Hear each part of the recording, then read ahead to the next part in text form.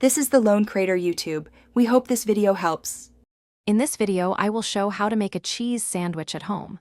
First, gather your ingredients. You'll need 2 slices of bread, your preferred cheese, and a spread like butter or mayonnaise.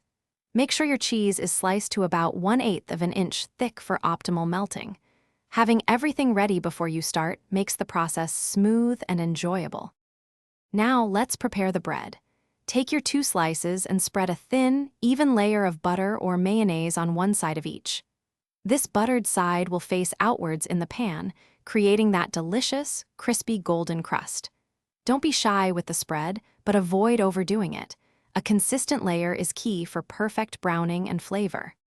With your bread prepared, it's time to assemble. Place 1 slice of bread, buttered side down, into a cold skillet. Now, layer your cheese on top. Feel free to use 1 or 2 slices, depending on your preference for cheesiness. Finally, place the second slice of bread on top of the cheese, with its buttered side facing upwards. This setup is crucial for even cooking. Now for the magic. Place your skillet over medium-low heat.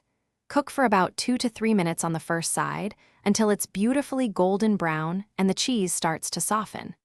Carefully flip the sandwich and cook the other side for another 2 to 3 minutes until it's also golden and the cheese is perfectly melted and gooey. Enjoy your homemade masterpiece. Thanks for watching. Consider subscribing if we helped you.